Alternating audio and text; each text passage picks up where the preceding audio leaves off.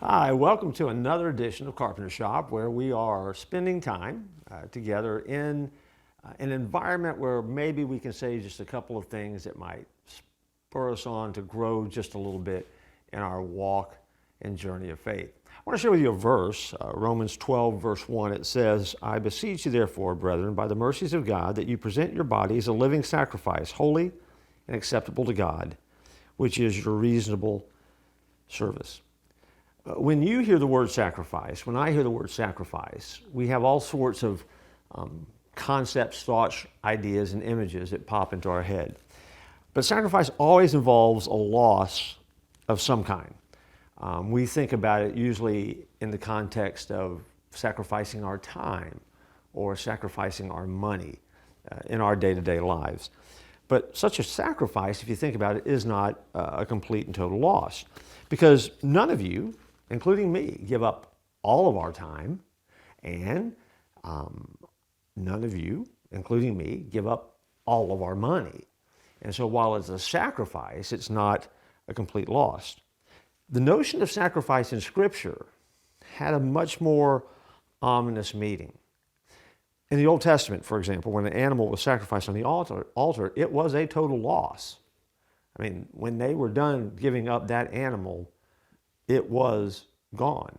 They may not have had another animal to sacrifice. They may have had to use their money to purchase that animal that they were going to sacrifice.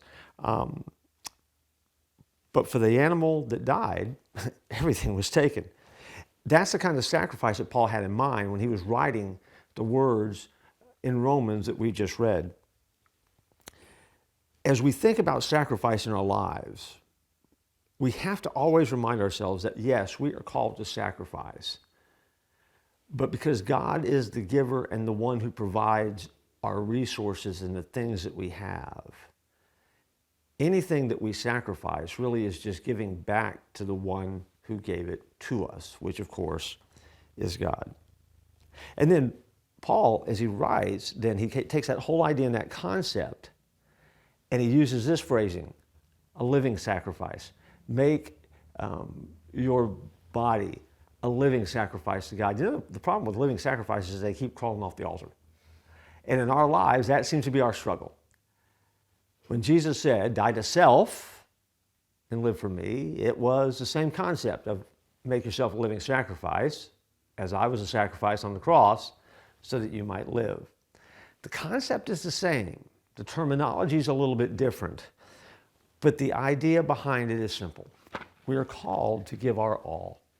And when we recognize that when we give our all, we're simply giving back to God what He has so freely given to us, it helps us understand why we should do it and why we can trust Him with what we give, and we will discover a life that is more blessed. Just think about it, and I'll join you next time here in the Carpenter Shop.